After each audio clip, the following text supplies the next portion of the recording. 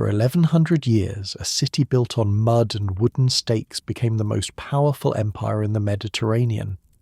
A place where refugees hiding from murderous barbarians somehow created something that would last longer than Rome itself. 117 rulers, countless wars, an empire of salt and silk and blood. This is the story of Venice, told through the people who lived it. Before we start, if you're here a lot, you know how this goes. A like, a subscribe, whatever you feel like. And I'm always curious where everyone's listening from. Drop your city and what time it is in the comments. Last week someone from Edinburgh said it was 3 a.m. and they were still awake. Which honestly, same energy. We're all just trying to make it through. So tonight we're heading back to ancient Italy. But hold on. Get yourself comfortable first. Adjust those pillows, pull up the blanket, because where we're going, you're going to want to be cozy. Trust me on this one. Picture this. It's the year 452, and you're running for your life. Not from soldiers, not from criminals, from something worse. You're running from Attila, the one they call the Scourge of God, the man whose horse, they say, leaves only dead grass where it walks. And right now, his army is tearing through northern Italy like a wildfire through dry wheat. You're a farmer, or you were. Your name is Aurelius. You had a small plot of land near a town called Aquileia, one of the bigger cities in Italy. Had. Past tense. Because 3 days ago, Attila's Huns came over the hill, and your entire world ended in an afternoon. The screaming started around noon. You remember that. How strange that the worst moment of your life would happen under such a beautiful sky. Clear blue. Not a cloud. Like the heavens themselves didn't care what was about to happen. You grabbed your wife, your daughter, your son still young enough to carry, and you ran. Left everything. The house your grandfather built, the tools that had fed 3 generations, the little wooden chest where you kept your savings. Gone. All of it. Now you're standing at the edge of a lagoon, looking out at something you've never seen before. Islands. Dozens of them. Scattered across shallow water that shimmers green and brown in the afternoon light. Reeds everywhere. Birds circling overhead. The smell of salt and mud and something else. Something rotting. It's not exactly paradise. But here's the thing about the lagoon. Attila's cavalry can't reach it. His siege engines can't operate on water. His supply lines can't stretch across channels and marsh and mud. The place that looks like nothing, the place most people would walk right past, that's exactly where you need to be. You're not alone. There are others. Hundreds of them. Maybe thousands. Families just like yours, all fleeing the same nightmare. Some came from Padua, some from Concordia, some from places that don't exist anymore because the Huns burned them to ash. Everyone has the same look on their face. That hollow expression of someone who's lost everything and hasn't quite processed it yet. An old fisherman waves you over. His name is Petrus. He's been living out here for years, on one of the larger islands called Torcello. Salt harvesting mostly. Some fishing. It's not much of a life, he says, but it's a life. He offers you space in his hut. Well, hut is generous. It's basically sticks and mud with a roof made of reeds. The floor is packed earth that turns to soup when it rains. There are mosquitoes. So many mosquitoes. They rise from the marshes at dusk like tiny vampires, and nothing you do keeps them away. The locals burn certain herbs that help a little, not enough, and the smell, that brackish, swampy odour that gets into everything. Your clothes, your hair, your dreams. It's not bad exactly, just alien. The scent of low tide mixed with rotting vegetation and fish, and something mineral, almost metallic. Salt, You'll later realize the smell of the lagoon is the smell of salt. The water itself is strange. Not quite seawater, not quite fresh. It changes colour depending on the light and the tide and the season. Green in the shallows where weeds grow, brown near the marshes, almost blue when the sun hits it right. You've never lived anywhere where water was so present, so constant, so inescapable, but you're alive. Your family is alive, and right now, that's enough. Here's what nobody tells you about being a refugee. It's not just the running, it's what comes after. The long grinding process of turning nothing into something, the daily negotiation with survival. That first night your daughter asks when you're going home. She's 7, old enough to understand that something terrible happened, too young to understand that home doesn't exist anymore. You tell her soon. It's a lie, but sometimes lies are what get us through the night. Sleep doesn't come easy. The sounds are all wrong. Instead of crickets, you hear the slap of water against wooden posts. Instead of wind through olive trees, you hear the call of strange birds. Your wife cries quietly in the dark, and you pretend not to notice because you don't have any comfort to offer. Morning comes anyway. It always does. And that's when the real work begins. See, living in a lagoon isn't like living on solid ground. You can't just plant crops. The soil is too salty, too wet. You can't raise cattle because there's nowhere for them to graze. You can't do most of the things that humans had been doing for thousands of years.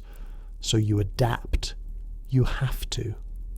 Petrus teaches you how to build a fish trap. It's simple, really.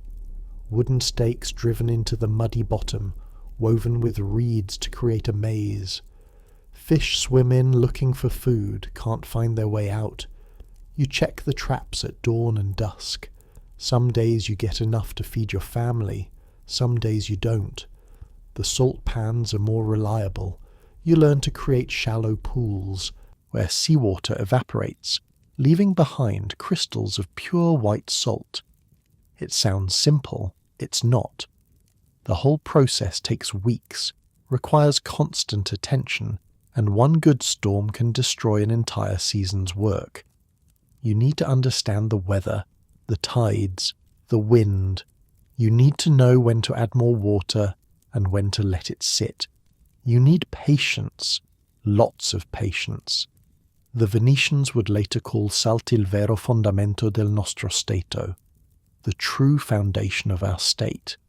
They weren't exaggerating. Everything Venice would become started here, in these salt pans, with refugees learning a new trade because they had no choice. But salt, it turns out, is valuable, really valuable. In a world without refrigeration, salt is the only thing that keeps meat from rotting. It's the only thing that preserves fish for the long winter months. Armies march on salted provisions. Ships sail with barrels of salted fish in their holds. People will pay good money for salt. Some people will even trade goods you desperately need. Within a year you've got a system going. Fish for food, salt for trade, reeds for building. It's not prosperity, but it's stability, which after what you've been through feels like a miracle. The lagoon changes you. That's something else nobody tells you. On land, you're fixed. Your farm is here. Your village is there. The road connects them, and that's your world. But in the lagoon, everything is different. Water is the road. Boats are your feet. The boundaries between here and there become fluid, literally. You learn to read the tides. High water means you can take larger boats through channels that would trap you at low tide. The timing of the moon matters in ways it never did before. You become attuned to rhythms you didn't even know existed. And slowly, without really noticing it happening, you stop thinking of yourself as a refugee waiting to go home. You start thinking of yourself as a lagoon dweller. This is home now. These islands, these channels, this strange watery world. Your son grows up not knowing any other life. He can navigate the channels better than you ever will. He knows which islands flood during the aqua alta, the high water that comes with autumn storms. He knows where the best fishing is, where the oyster beds hide, where the dangerous currents pull unwary boats into open sea. He's Venetian, even though that word doesn't really exist yet. The years pass. Attila dies in 453, choking on his own blood during his wedding night. The Huns disperse, but you don't go back. None of you do. Because here's the thing about the lagoon. Once it gets into your blood, it never really lets go. And besides, the mainland isn't safe. The Huns were just the beginning. After them came the Ostrogoths, then the Byzantine Romans trying to reclaim Italy, then the Lombards, another wave of Germanic warriors who carved up the peninsula like a roast pig. Each new invasion sent more refugees into the lagoon. Aquileia, that great city you once lived near, destroyed and rebuilt and destroyed again until people just gave up. Many of those survivors ended up here, adding their skills, their labour, their hope to the growing community. By the time your grandchildren are born, there are real towns on the islands. Torcello has become a proper settlement with a church and everything.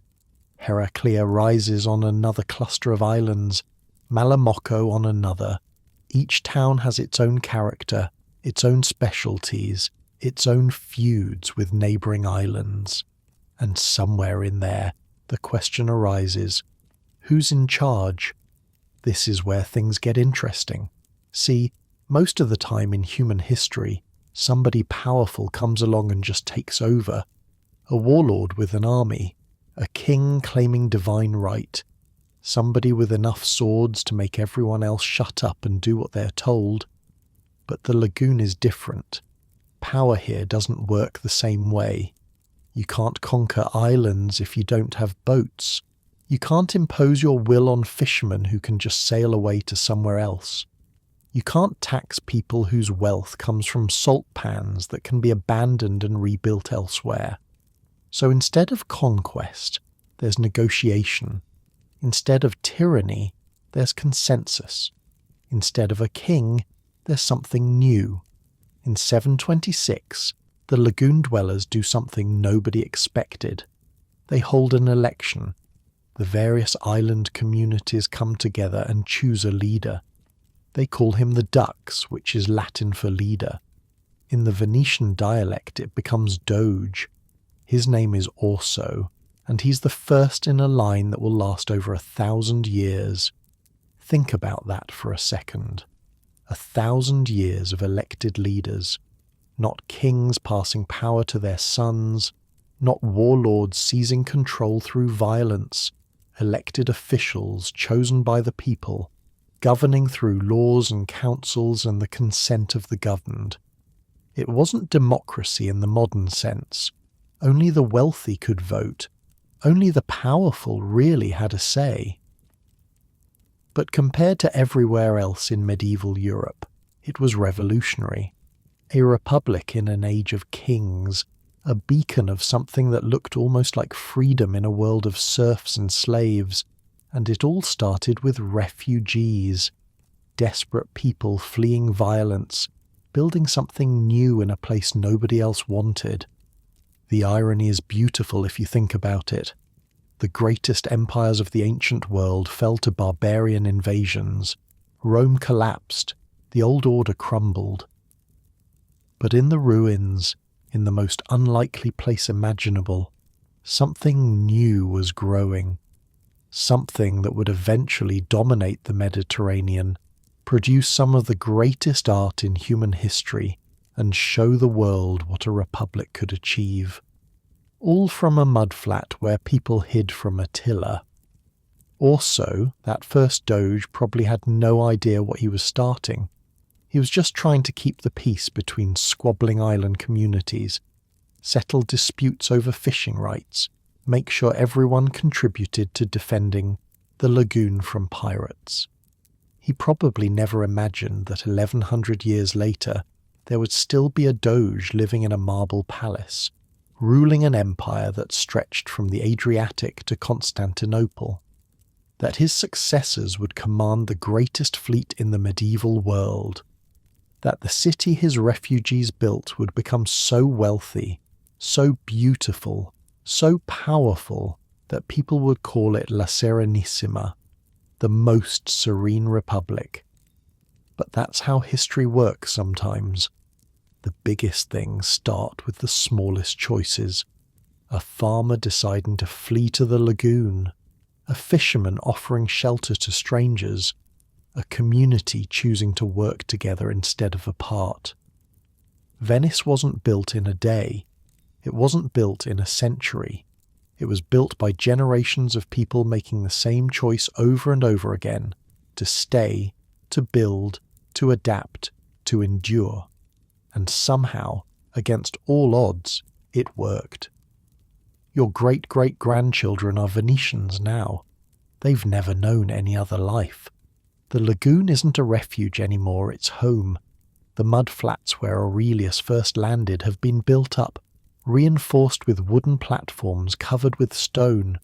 There are proper houses now, proper churches, proper markets where goods from all over the Mediterranean change hands.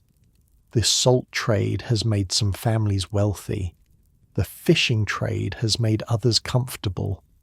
And everywhere there's this sense of possibility, of being part of something new, something that's never existed before. Venice is becoming Venice. And this is just the beginning. The refugees have built something extraordinary in the most unlikely place imaginable. A city on water, a republic in an age of kings, a beacon of commerce and culture in a dark time. But building something is only half the battle. The other half is keeping it. And in the centuries to come, Venice will face challenges that make Attila look like a minor nuisance. Rival empires, deadly plagues, religious wars, economic collapse. It will survive them all. For over 1,000 years, it will survive them all. How? Well, that's a longer story. One that involves body snatchers, blind old men leading armies, explorers dictating adventures from prison cells, and a cat who went to war. But for now, as you settle deeper into your pillows, think about Aurelius, that terrified farmer running for his life, who somehow ended up building the foundation of an empire. Think about how the worst moments of our lives sometimes lead to the best things we could imagine. And think about the lagoon, that strange, watery world of mud and reeds and possibility. Still there, after all these centuries, still home to people who wouldn't live anywhere else. Venice sleeps tonight on its wooden stakes, surrounded by water, protected by its own improbability. And tomorrow, the story continues. Now, here's where things get weird. It's the year 828. Venice has been growing for almost 4 centuries. The lagoon refugees have become proper, citizens of a proper city. There's money now, real money. Trade routes stretching across the Mediterranean, ships coming and going, a Doge sitting in a palace that's actually made of stone instead of mud and sticks. But something's missing. See, in medieval Europe, cities needed saints, not just any saints, big ones, famous ones, the kind of saints that brought pilgrims from all over the Christian world, pilgrims who spent money on food and lodging and souvenirs, the kind of saints that gave a city prestige, that made other cities take you seriously. Venice didn't have one. Oh sure, there were local martyrs, minor holy people, the kind of saints that maybe got you a nice feast day and some prayers, but nothing major. Nothing that could compete with Rome, which had Peter and Paul. Nothing that could match Constantinople, which had basically everything else. Two Venetian merchants named Buono and Rustico were going to fix that. They were in Alexandria, Egypt, doing what Venetian merchants did: buying, selling, making connections. Alexandria was still a major trading hub back then, even though it had been under Muslim control for almost 2 centuries. Christians lived there, churches still operated, and in one of those churches in a modest tomb lay the body of Saint Mark the Evangelist. Yes, that Mark. The guy who wrote one of the Gospels, the guy who supposedly founded the church in Alexandria way back in the 1st century. One of the most important figures in all of Christianity, just sitting there, in a city ruled by people who didn't really care about Christian relics. Buono looked at Rustico. Rustico looked at Buono. And somewhere in that look, a plan was born. They were going to steal a saint. Now, body snatching was actually pretty common in the Middle Ages. Relics were big business. Cities raided each other for bones and hair and fingernails of holy people. It was considered pious, sort of. You weren't really stealing, you were rescuing the saint from an unworthy location. At least that's how people justified it. The problem was getting past the guards, and the customs officials, and the Muslim authorities who would definitely not appreciate 2 foreigners making off with a famous Christian body. Here's what Buono and Rustico did. They bribed the local church custodians. Quietly, carefully, got access to the tomb, removed the body of St. Mark, and then they did something brilliant. They covered the body with pork, layers and layers of pig meat, packed around the saint like he was just another piece of cargo. And when the Muslim inspectors came to check what was in those barrels, they took one look at the unclean meat and waved the merchants through. Nobody wanted to dig through pork. Genius, right? The ship sailed. Storms hit. Because of course storms hit. The Mediterranean in spring is unpredictable, and this voyage was worse than most. Legend says the saint himself appeared to the captain during the worst of it, warning him about hidden rocks ahead. The captain changed course, the ship survived, and on a spring day in 828, St. Mark arrived in Venice. The city lost its mind. Church bells rang from every tower. People flooded the streets, pushing toward the harbour, desperate to see the holy cargo. Word had spread somehow, the way news always spreads in small communities, and by the time the ship docked, half of Venice was there. The Doge himself came down to the harbour, flanked by priests and nobles. Women wept, men crossed themselves, children climbed onto rooftops for a better view. After centuries of being a backwater collection of refugees, Venice finally had something that put it on the map. A genuine apostle, one of the writers of the Bible, their very own patron saint. They built him a church, a big one, the Basilica di San Marco, right in the heart of the city. Gold everywhere, mosaics covering every surface. The kind of church that made visitors stop and stare and realize that Venice was not playing around. The old church burned down in 976. They built an even better one. The basilica you can still visit today was finished in 1094. It's been standing there for almost 1,000 years, the winged lion of St. Mark flying from its facade. That lion would become the symbol of Venice. You'd see it on flags, on ships, on the gates of every territory Venice conquered, a reminder to everyone that this city had a saint behind it. This city was blessed, but saints don't pay the bills. Trade does. Let's talk about a guy named Giacomo. He's a merchant, 3rd-generation Venetian, and it's somewhere around 1100. His grandfather was one of those original refugees from the mainland. His father built boats. Giacomo traded spices. The spice trade is where the real money is. Pepper from India, cinnamon from Ceylon, nutmeg from islands so far away that nobody in Europe even knows their real names. These aren't luxury items. Well, they are, but they're also necessities. Food in medieval Europe is bland as dirt without spices. Meat goes bad quickly. Spices preserve it. Spices hide the taste when it starts to turn. Rich people will pay absolutely stupid amounts of money for the stuff, and Venice controls the trade. Here's how it works. Goods from the Far East travel along the Silk Road or by ship across the Indian Ocean. They end up in Constantinople, the great Byzantine capital. Venetian merchants buy them there, load them onto Venetian ships, and sail them back to Venice. From Venice, the goods spread across Europe. Venice is the middleman. Venice takes a cut of everything. Giacomo's typical run looks like this. He loads his ship with Italian grain and wine. Good stuff that Constantinople wants. He sails east, maybe a month if the weather cooperates.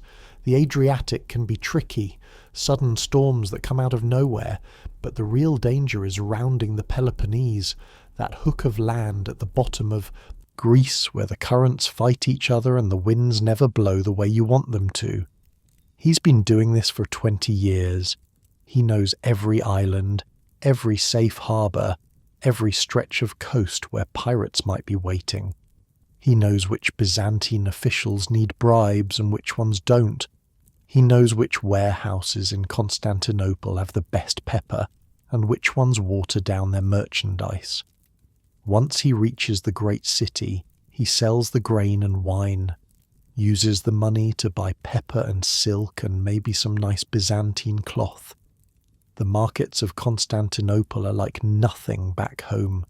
Merchants from everywhere, goods from the ends of the earth, languages he doesn't recognize, faces he's never seen. The smell of spices so strong it makes your eyes water. It's overwhelming and exhilarating and a little terrifying, even after all these years. Then he loads up and sails back, sells everything at a massive markup, pockets the difference. It's not easy work. Pirates are everywhere. Storms sink ships all the time. Political disputes can shut down trade routes overnight. Giacomo has lost friends to all of these. He's lost cargo. He nearly died himself twice. Once to a storm near Crete and once to Saracen raiders who his ship barely outran. But the money, my God, the money. His house isn't a shack anymore. It's a proper palazzo, brick and stone, right on the Grand Canal. He has servants. His wife wears Byzantine silk. His children will never know hunger, never know the desperate survival that his grandfather experienced in those early lagoon days. Venice is getting rich, really rich, and with wealth comes power. The city needs ships, lots of them, merchant ships for trade, war galleys for protection. The demand is endless, and building ships the old way, one at a time in scattered boatyards, can't keep up. So Venice does something nobody else has thought of. They build a factory. The arsenal starts construction in 1104. It's a shipyard, but calling it a shipyard is like calling the ocean a puddle. This thing is massive. 45 acres of docks and workshops and warehouses, brick walls 2 miles long surrounding the whole complex, guards at every entrance, secrecy enforced with the threat of death. Nobody gets in without authorization. Nobody talks about what happens inside. Foreign powers would kill to know how Venice builds ships so fast. They've tried to steal workers, tried to bribe officials, tried to sneak spies through the gates. It never works. The arsenal keeps its secrets. Inside those walls, something revolutionary is happening. Picture a guy named Marco.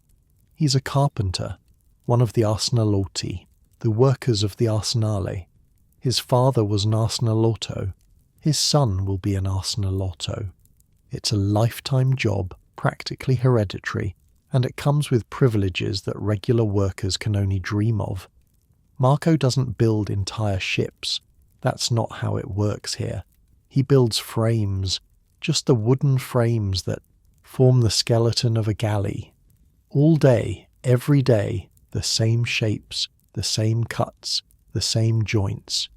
He's gotten so good at it that he could probably do it blindfolded. Down the canal from his workshop, another team builds hulls, another team makes oars, another team handles the masts. Each group specializes. Each group gets really, really good at their one thing, and when it's time to assemble a ship, all those parts come together like puzzle pieces.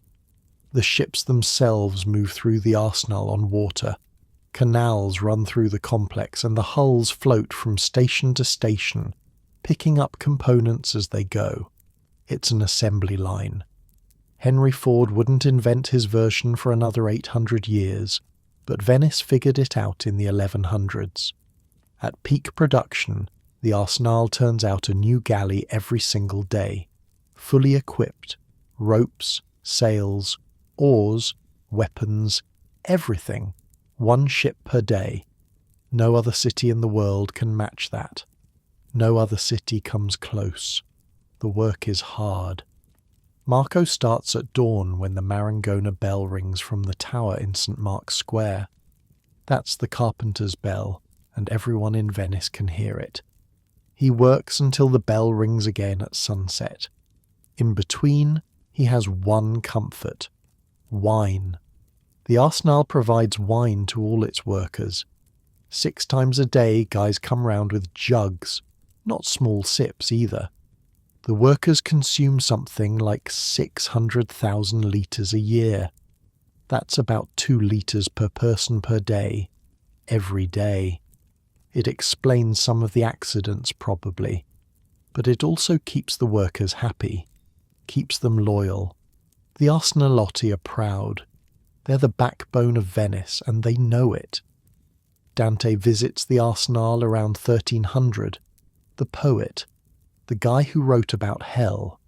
He watches the workers boiling pitch in giant cauldrons, black tar bubbling and steaming used to waterproof the ships.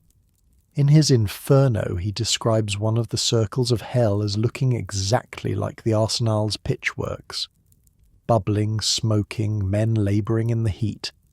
Not exactly a compliment, but Dante was always kind of a downer. The arsenal makes Venice untouchable. No one else can produce warships so fast. No one else can replace losses so quickly. When Venice fights wars, it can rebuild its fleet faster than enemies can sink it. That's a strategic advantage money can't buy, and Venice fights wars. Oh, does Venice fight wars? Pirates are the first enemy. They infest the Adriatic coast, hiding in the inlets of Dalmatia, raiding Venetian merchant ships. Venice responds by conquering the entire coastline, one stronghold at a time, one island at a time. By the year 1000, the Doges are calling themselves Dukes of Dalmatia, and the pirates are mostly memories. But bigger threats are coming. The Byzantine Empire, Venice's main trading partner, is getting weaker. New powers are rising in the Mediterranean, and Venice, greedy Venice, is about to get an opportunity that will change everything. An army is gathering. Thousands of men from France and Germany and Italy, all wearing the cross of Christ. They call themselves Crusaders. They're heading east to fight Muslims and reclaim Jerusalem and save their souls through holy war. And they need ships. Giacomo the merchant is an old man by now. His son runs the business. His grandson is learning the trade. But Giacomo still remembers the old days, when Venice was just a collection of refugees hoping to survive. He's seen the city transform into something powerful, something wealthy, something that other nations respect and fear. He doesn't know it, but the biggest transformation is still coming. The Crusaders want ships. Venice has ships. And leading the negotiations is a man who might be the most cunning, most ruthless, most brilliant Doge in Venetian history. A man who is 90 years old. A man who is completely blind. A man who will somehow manipulate an entire crusade into doing Venice's bidding, leading to the sack of the greatest Christian city in the world. His name is Enrico Dandolo, and his story is so insane that if you saw it in a movie, you'd say it was unrealistic. But that's for next time. For now, think about the Arsenale, those thousands of workers building ships that rule the seas. Think about Buono and Rustico, hiding a saint under pork and sailing home with Christianity's greatest heist. Think about the lagoon refugees who somehow built an empire. Venice at the end of the 1100s is wealthy beyond imagination. Its ships sail everywhere. Its merchants deal in everything. Its patron saint watches from the basilica. That golden-winged lion promising protection and prosperity. The city has come so far from those mudflats where Aurelius first landed. It's become something unprecedented. A republic of merchants, a city of water, an empire in the making, and things are about to get a whole lot more complicated. The bell in St. Mark's Square falls silent as night settles over the lagoon. Ships rock gently at their moorings. Somewhere in the Arsenale, the last of the pitch fires burns down to embers. The city sleeps, dreaming of spices and silk and all the gold that tomorrow might bring. Venice sleeps, but history never does. Enrico Dandolo couldn't see you, but he could destroy you. By 1202, when this story really gets going, the man had been blind for decades. Nobody knows exactly how it happened. Some say the Byzantine emperor had him blinded during a diplomatic mission gone wrong, hot irons pressed to his eyes as punishment for being too clever. Others say it was an accident, a blow to the head that damaged something deep inside. Still others claim he could see a little, just not much, shapes and shadows in a world gone dim. Doesn't matter. What matters is that a man who couldn't see somehow saw more clearly than anyone else in the room. Always. He was also ancient, born around 1107, which made him somewhere north of 90 years old. In 1202, 90, in an age when most people died before 50, when a hard winter or a bad infection could take anyone, this guy just kept going, kept scheming, kept winning. The Venetians elected him Doge in 1192. He was 85. Most men that age are waiting to die. Dandolo was just getting started. So picture the scene. It's spring 1201. A delegation of French knights arrives in Venice. They're crusaders, or they want to be. Pope Innocent III has called for a new holy war to reclaim Jerusalem from the Muslims. Thousands of men across Europe have taken the cross, sworn to fight for Christ, ready to march east and win glory and salvation. But there's a problem. Jerusalem is far away. The overland route is brutal, months of marching through hostile territory. The smart play is to go by sea, land in Egypt, strike at the Muslim heartland, work your way to the holy city from there. For that you need ships, a lot of ships, enough to carry 30,000 men, plus horses, plus supplies, plus weapons.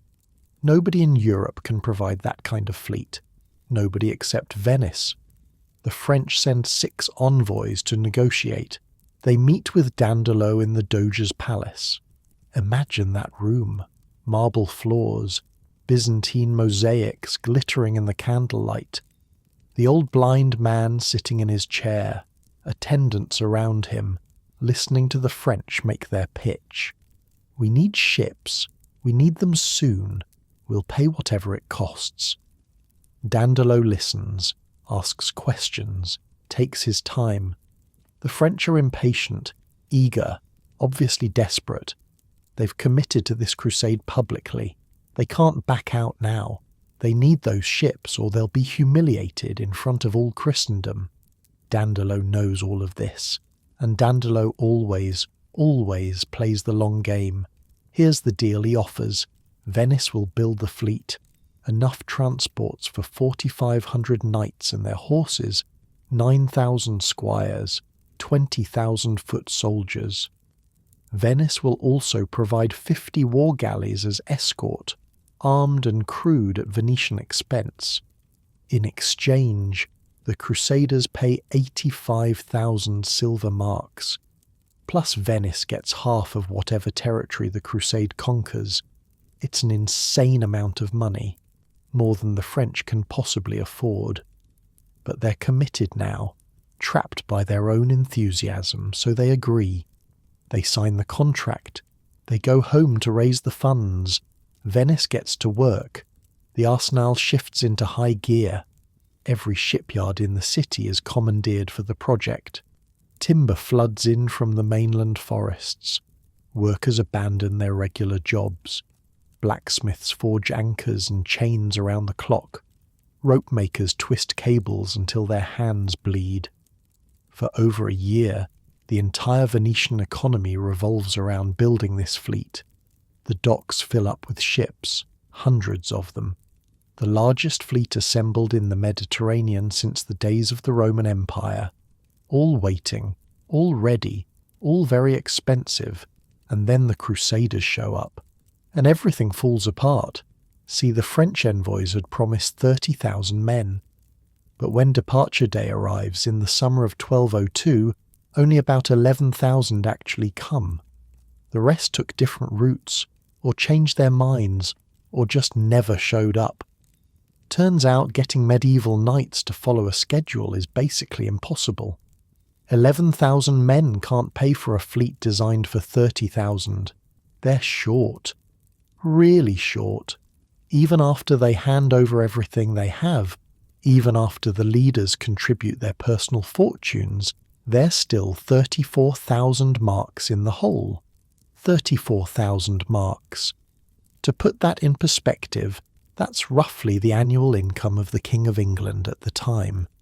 These guys showed up to a boat dealership, signed the papers for a yacht, and then realised they'd left their wallet in their other crusading pants. The crusade is stuck. The ships are ready. The men are ready. But nobody's going anywhere until Venice gets paid. This is where Dandolo makes his move. He's old. He's blind. He should be sitting by a fire somewhere, not dealing with this mess. But the man walks into that crowd of stranded crusaders, climbs onto a platform and gives the speech of his life. "I'm an old man," he tells them. "I'm weak. I need rest. But I see you here, pilgrims of Christ, and I cannot abandon you. If you'll have me, I'll take the cross myself. I'll come with you. I'll live or die alongside you in service to our Lord." The crowd goes insane.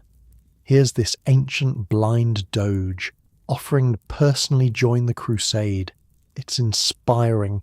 It's moving. It completely distracts everyone from the financial problem. And then Dandolo lowers the boom. Venice will forgive the debt, he says, temporarily, in exchange for one small favour. There's a city called Zadar down the Adriatic coast. Used to belong to Venice.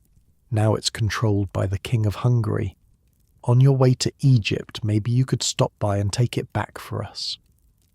The crusade leaders look at each other. Zadar is a Christian city. The King of Hungary is a Christian king who has himself taken crusading vows. Attacking Zadar would mean crusaders fighting crusaders. It would mean war against fellow believers. But what choice do they have? They're broke.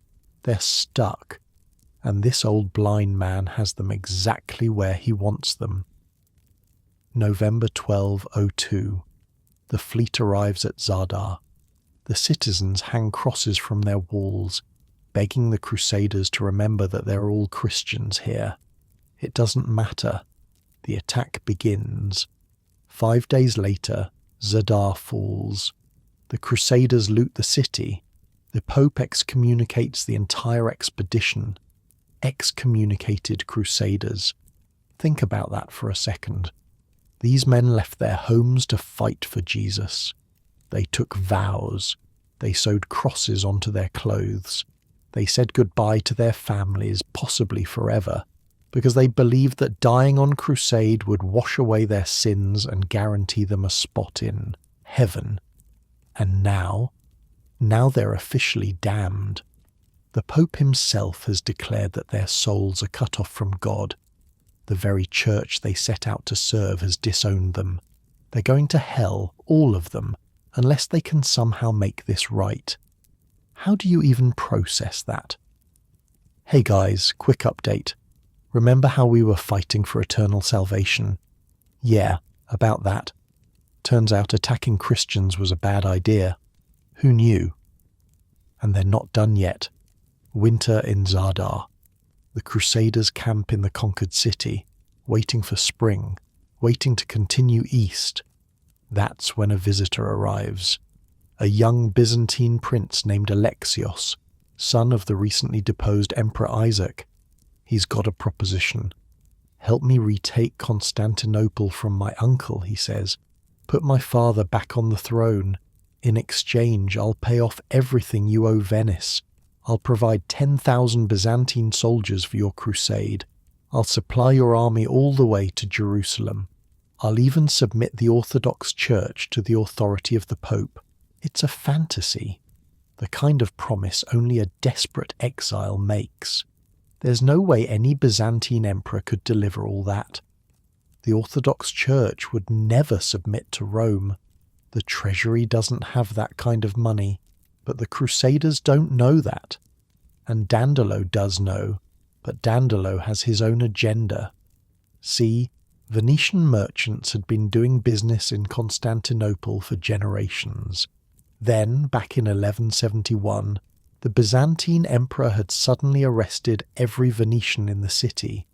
Thousands of people, seized their goods, threw them in prison.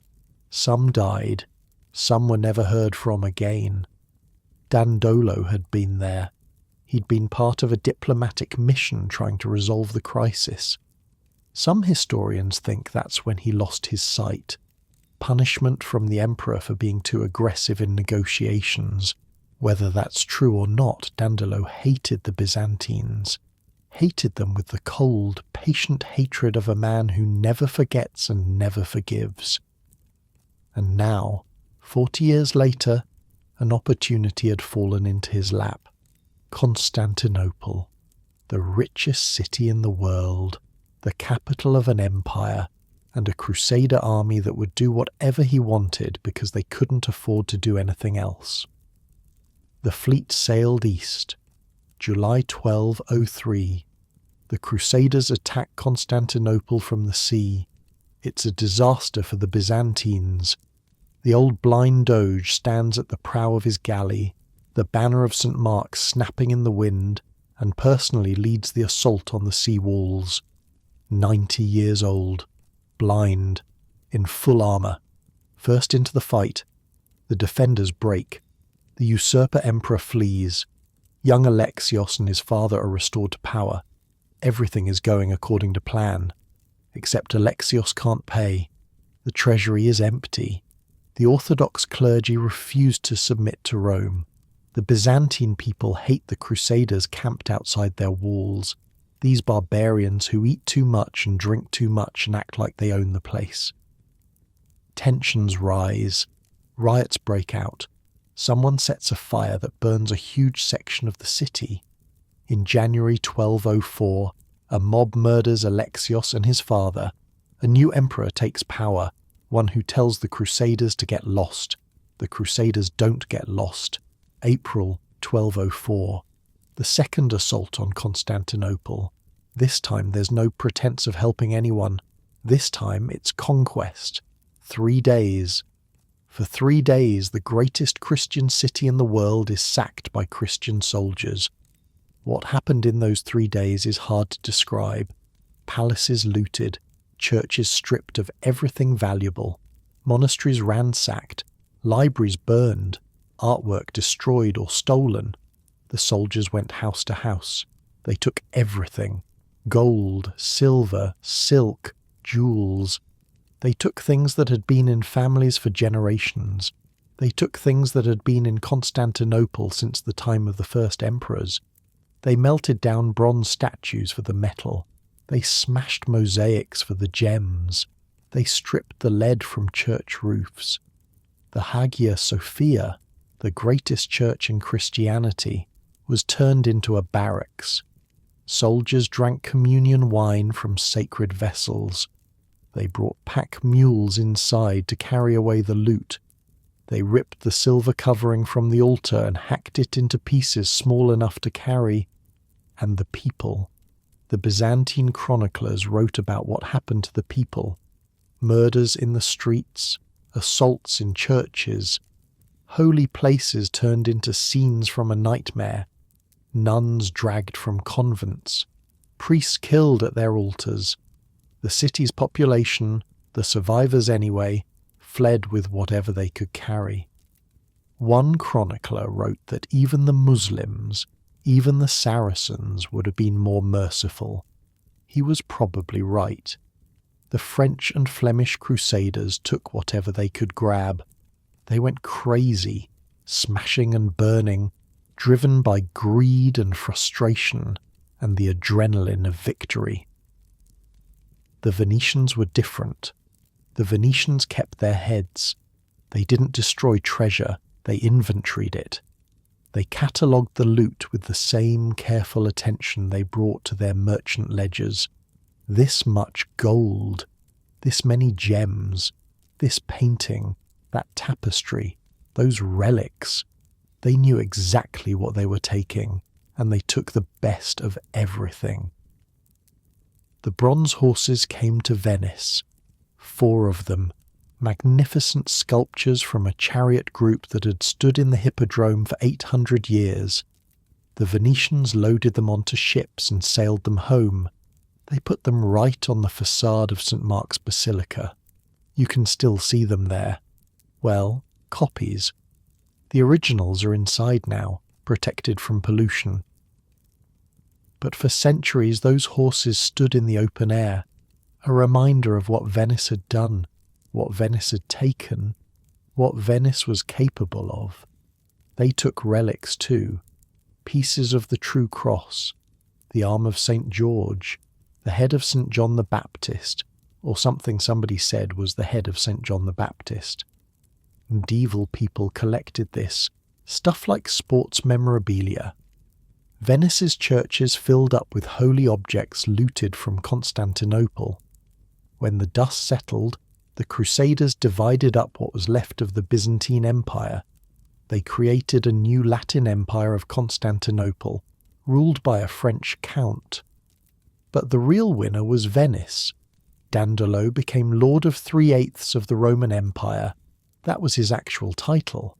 Venice got the best ports, the best islands, the best strategic locations, Crete, the Aegean Islands, colonies along the coast of Greece, Modone and Corone, which they called the eyes of the Republic because they watched over the sea lanes, the trade routes that had made Venice rich. Now Venice controlled both ends. No more paying tribute to Byzantine emperors, no more negotiating for access. The entire eastern Mediterranean was a Venetian lake. Dandolo died in Constantinople in 1205. He was buried in the Hagia Sophia, the greatest church in the Christian world, which the Crusaders had turned into a Catholic cathedral. His tomb is still there, more or less. A marker anyway. The body is long gone, probably destroyed when the Ottomans took the city centuries later. But his legacy lived on. Venice entered the 13th century as the dominant power in the Mediterranean. The old blind man who couldn't see had somehow seen further than anyone else. He'd seen opportunity where others saw crisis. He'd seen empire where others saw debt. He'd manipulated princes and popes and knights and kings, turned a crusade meant for Jerusalem into a war for Venetian commerce. Brilliant? Absolutely. Evil? Probably. Effective? Without question. The Fourth Crusade never reached the Holy Land, never came close. Jerusalem stayed in Muslim hands. The Byzantine Empire, though it would stagger on for another 2 centuries, never recovered its old glory. And thousands of people died, not fighting for Christ, but fighting for Venetian profit. That's the thing about Venice. It was beautiful. It was civilized. It produced magnificent art and enlightened government, and a republic that lasted 1,000 years. But underneath all that beauty there was steel. Cold, calculating steel. Venice did what it needed to do. Venice took what it wanted to take, and Venice never, ever apologized. The horses of Constantinople still stand above St. Mark's Square, and if you look at them in the right light, you can almost see what they saw. An empire falling, a city burning, and an old blind man smiling in the smoke. The cell was cold. Genoese prisons weren't designed for comfort. Marco Polo sat in the dark, rubbing his wrists where the chains had been, listening to the rats scuttle along the walls. He was 44 years old. He'd seen things most Europeans couldn't imagine. He'd walked across deserts and mountains, dined with the most powerful ruler on earth, carried messages between kingdoms that didn't even appear on Venetian maps. And now he was stuck in this hole, waiting for someone to ransom him or forget him. It was 1298, September. Venice and Genoa had been at each other's throats for generations, and Marco had gotten himself captured in a naval battle off the island of Cozola. Bad luck, really. His galley had been in the wrong place when the Genoese fleet swept through. Now here he was, a prisoner of war with nothing to do but remember. That's when he met Rustichello. Rustichello of Pisa was a writer, romance stories mostly, tales of King Arthur and his knights, the kind of thing people love to read aloud at fancy dinners. He'd been rotting in this same prison for years, captured in some earlier conflict nobody remembered anymore. The two men started talking. What else was there to do? And somewhere in those conversations, Rustichello realized that the quiet Venetian in the next cell had one hell of a story to tell. "You've been where?" Marco told him. 24 years of travel, 17 years in the service of Kublai Khan, Emperor of the Mongols, ruler of China and half of Asia. He'd left Venice in 1271, just a teenager following his father and uncle on their second trip east. They travelled overland through Armenia, through Persia, across the roof of the world where the air got thin and fires burned strange. They crossed deserts so vast you could walk for weeks and never see a tree. They passed through cities whose names sounded like music, Samarkand and Kashgar and Khotan, and then, finally, China. Marco couldn't find the words at first. How do you describe a civilization that makes everything you know look primitive? Cities with 1 million people when Venice had maybe 100,000. Paved roads that ran straight for hundreds of miles. A postal system so efficient that messages crossed the empire in days. Paper money, which Europeans didn't use. Nobody in Venice would accept a piece of paper as payment for anything. But in China, paper notes backed by the Khan's authority bought whatever you wanted. He'd seen coal burned as fuel, black rocks from the ground that kept you warm all winter. Europeans didn't use coal. They burned wood like their ancestors had for thousands of years. But in China, people dug these strange stones out of the earth and set them on fire, and the fire lasted longer and burned hotter than any wood could manage. Marco tried to explain this to people back home. They thought he was making it up. He'd seen pasta made from wheat, noodles that went on forever. He'd seen fireworks exploding in the night sky, gunpowder used for celebration instead of war. Imagine trying to describe fireworks to someone who's never seen them. So there's this powder, and you light it on fire, and it shoots into the sky and explodes into colours. Sure, Marco, sure. He'd seen elephants and rhinoceroses and animals that sounded made up but weren't. He'd seen a communication system where messages could cross the entire empire in days, passed from rider to rider at stations, spread across thousands of miles. He'd seen roads that ran straight as arrows for distances that would take weeks to walk. And the money, paper money. In Venice, money was gold and silver, coins you could weigh, coins you could bite to test if they were real. But in China, the Khan just printed paper, stamped it with his seal and declared it valuable, and everyone accepted it. You could buy anything with these little pieces of paper because the Khan said you could. It was insane.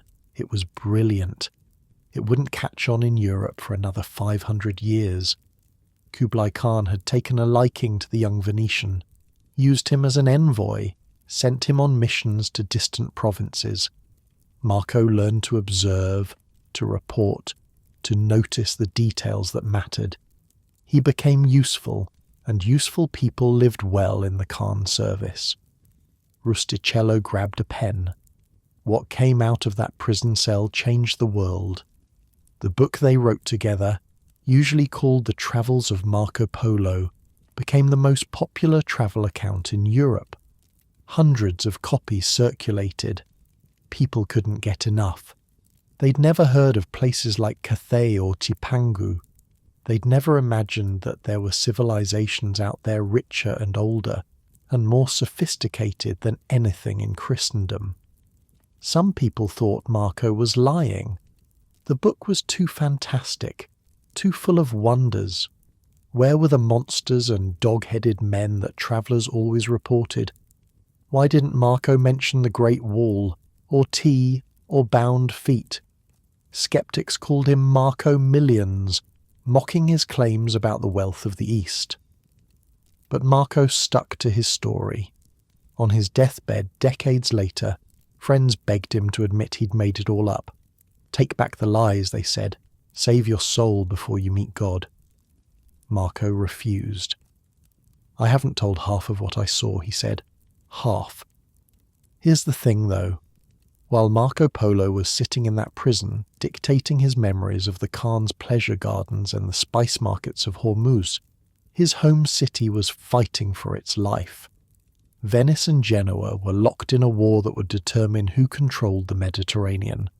2 cities, 2 trading empires, not enough room for both. The rivalry had been building for over a century. Venice controlled the eastern routes, the old Byzantine trade that led to Constantinople and beyond. Genoa pushed into the Black Sea, established colonies on the Crimean coast, tapped into the overland Silk Roads that Marco's family had travelled. Every few decades, the competition boiled over into open war. They fought in the Aegean, where both cities had islands and trading posts. They fought in the Black Sea, where Genoese and Venetian merchants undercut each other in the grain trade. They fought off the coast of Syria, where crusader cities played one side against the other.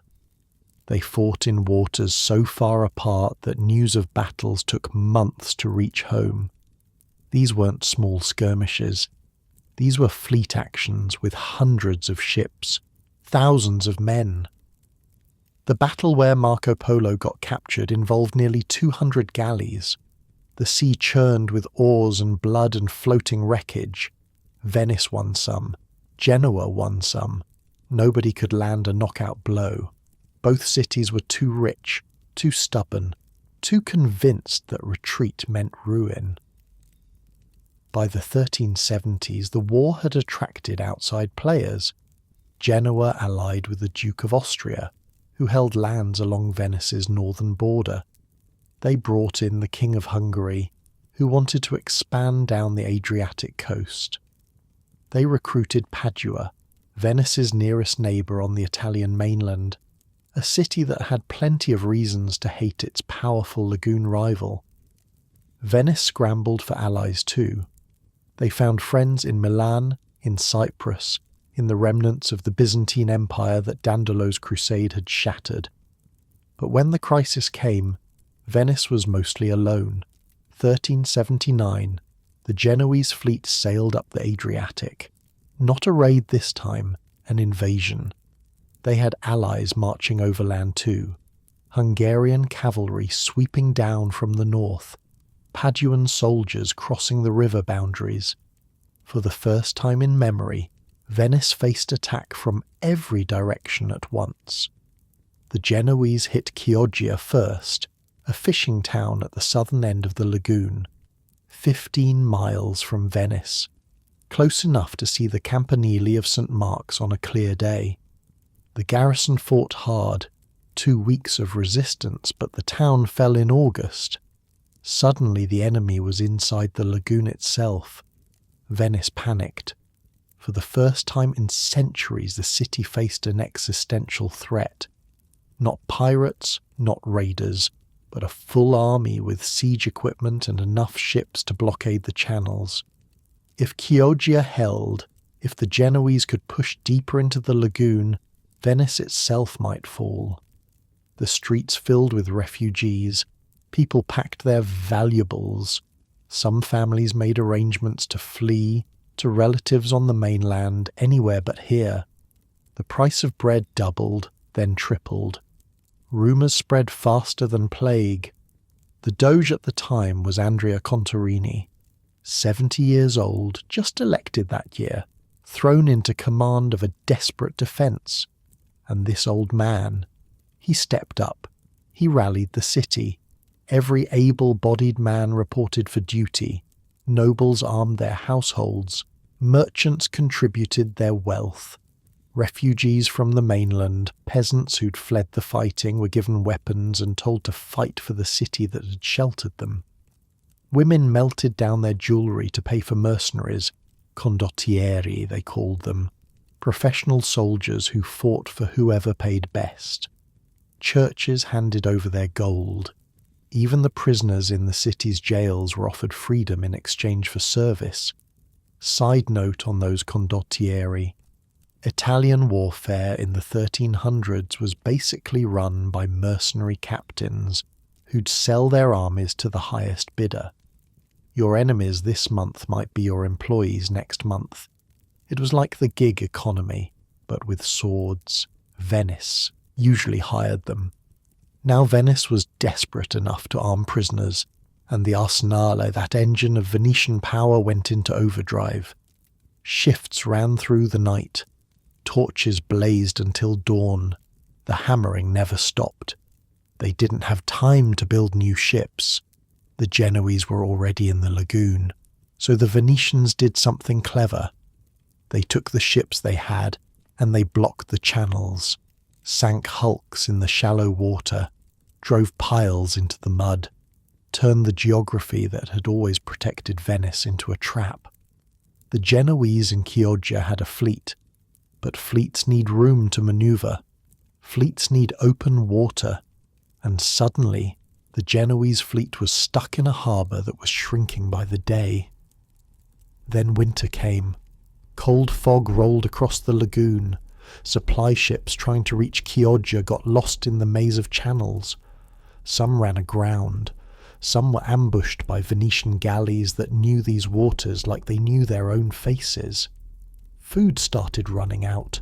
Sickness spread through the Genoese camp. The Venetians could wait. They were home. They had the whole city behind them, every baker and fishmonger and shipwright working around the clock. The Genoese were guests who'd overstayed their welcome in a house that was slowly turning into a prison. By spring of 1380, the tables had turned completely. The Venetians attacked. They used something new this time, something most of their enemies had never seen on ships before. Gunpowder, cannons on galleys, heavy iron tubes that roared and smoked and threw stone balls across the water. The technology was crude. The aim was terrible. but the psychological effect was devastating. Imagine you're a Genoese sailor, already cold and hungry, watching a Venetian warship approach, and then there's a flash and a thunder like nothing you've ever heard, and the deck next to you splinters into 1,000 pieces. The Genoese broke. Their fleet trapped in Chioggia harbour couldn't escape. The Venetians captured ships, captured men, captured supplies. The invasion that had threatened to end Venice became a catastrophe for Genoa. The war wound down after that. Both sides were exhausted. The Peace of Turin in 1381 formally ended hostilities. Venice had to give up some claims, pay some reparations, accept some limits on her trade. On paper, it almost looked like a draw. But here's what happened next. Genoa, victorious in so many battles, rich and powerful and proud, tore itself apart. Factions within the city started fighting. Coups and counter-coups. Civil wars that lasted decades. By 1400, Genoa had been conquered by Milan, reconquered by France, and generally stopped being a serious threat to anyone. Venice, the city that had been 15 miles from destruction, recovered. Not just recovered, flourished. The arsenal kept building ships, the merchants kept sailing east, the gold kept flowing into the treasury. Within a generation, Venice was stronger than ever. Why? Part of it was luck, part of it was geography, but mostly it was the system. Venice had figured out something rare in medieval Europe. They'd built a government that was ruthless enough to win and stable enough to last. No civil wars, no coups, no factions tearing each other apart over who got to be king. The Republic had checks and balances, councils and committees, elections and terms of office. The Doge wasn't a king.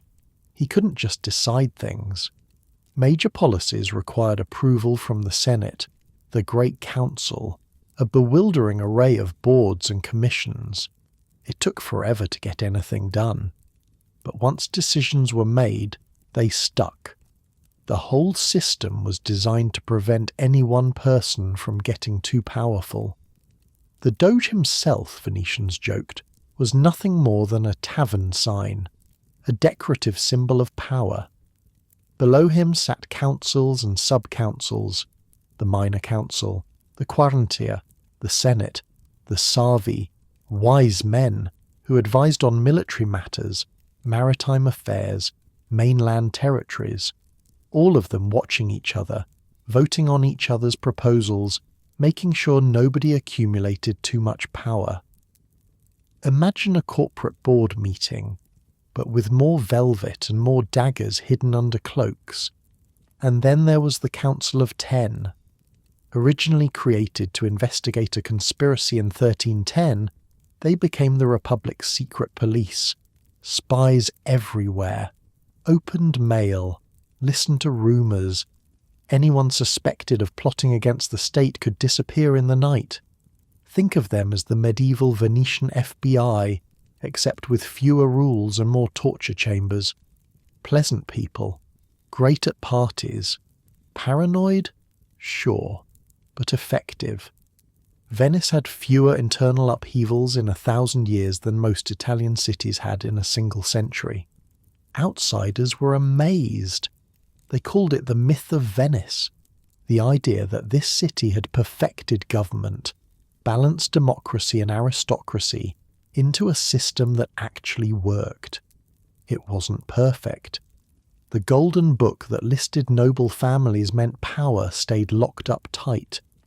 Corruption existed. Some doges were brilliant, others were mediocrities. But compared to everywhere else, Venice worked.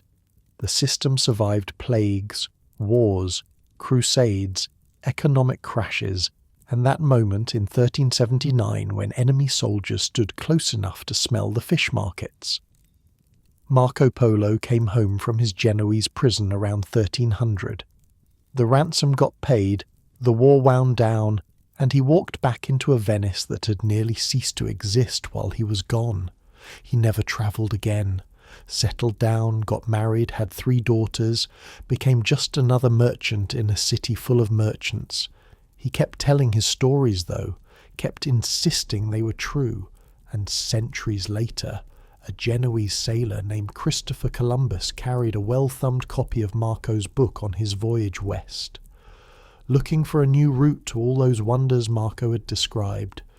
Cathay and Cipangu and the courts of the Khan. He didn't find them, of course. He found something else entirely. But that's another story. The point is this.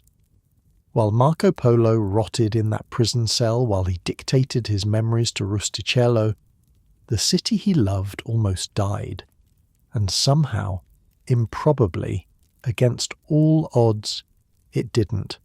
Venice survived. Venice always survived. The scars healed faster than anyone expected. Within a decade of the Peace of Turin, Venetian galleys were sailing east again, loading up with pepper and cinnamon, bringing back profits that made the war years seem like a bad dream. The treasury refilled. The arsenal kept building. New palaces rose along the Grand Canal. And something else was happening too. Something you could feel in the air.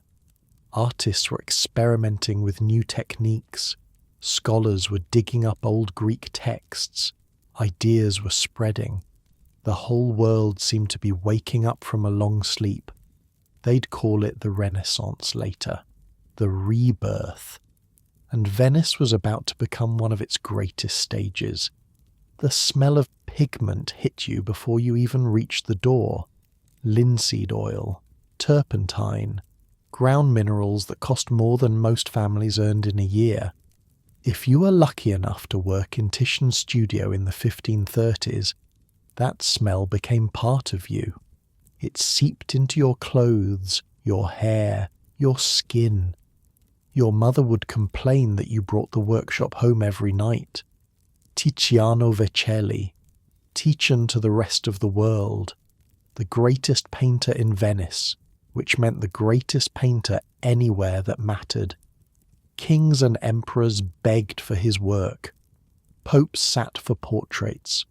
The man charged whatever he wanted and people paid it, because a Titian hanging in your palace told everyone exactly how important you were. His apprentices learned fast or got thrown out.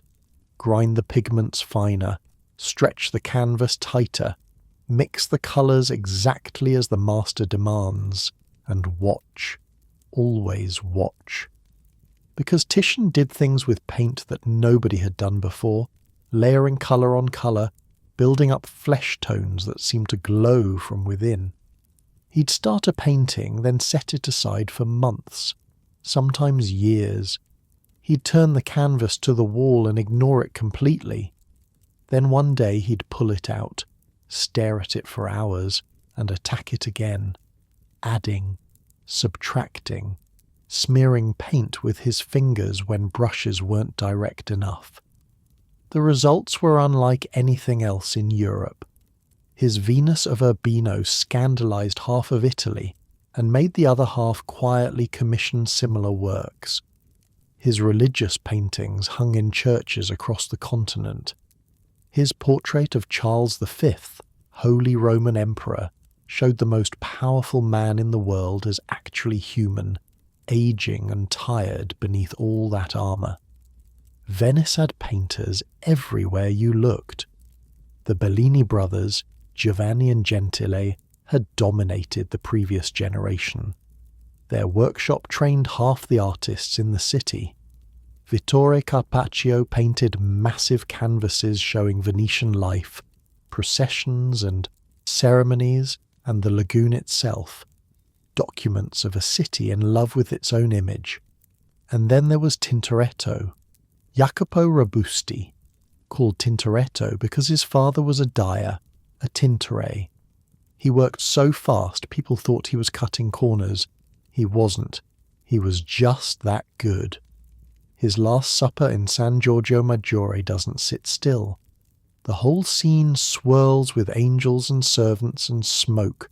Light breaking through darkness, everything in motion. Tintoretto and Titian hated each other. Professional rivalry, personal grudges, the usual mess. Venice was big enough for both of them barely, but they never missed a chance to undercut each other's reputation. Artists haven't changed much. The thing is, all this art cost money. Massive amounts of money. Patrons who wanted chapels decorated and palaces filled, and their own faces immortalised on canvas. Venice had that money because Venice had trade, and Venice had trade because Venice had position. Stand on the Rialto Bridge, the one made of wood back then before they rebuilt it in stone. Look down at the Grand Canal.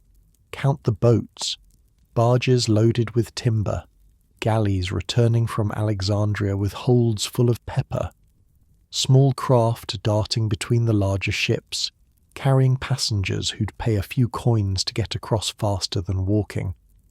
The whole city floated on commerce. Everything moved by water because there were no streets. Not really, just canals and narrow footpaths and bridges that connected one small island to the next. Goods came in through the lagoon and spread out through 1,000 smaller channels. The system worked because everyone knew their role. The boatmen, the porters, the customs officials who checked every cargo and assessed every tax. Venetian merchants were not nice people. A German artist named Albrecht Dürer visited around 1506. He'd come to see the paintings and study the techniques, but he also had business to conduct, prints to sell, commissions to arrange. His letters home complained bitterly about the locals, the most treacherous, lying, thieving scoundrels he'd ever met. That's what he called them.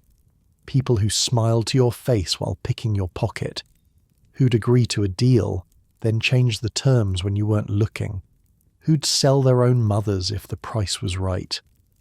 Dürer wasn't entirely wrong. Venice ran on negotiation, and negotiation in Venice was a blood sport. Everybody was working an angle. Everybody had something to sell and something to hide. Trust was for suckers. Contracts were for people who couldn't afford lawyers. Think of it like this. If medieval Venice had Yelp reviews, every merchant would have 1 star and a comment that said, "Tried to charge me double, would not recommend, also possibly cursed my family." But that same ruthlessness made Venice the best at everything. Competition drove quality.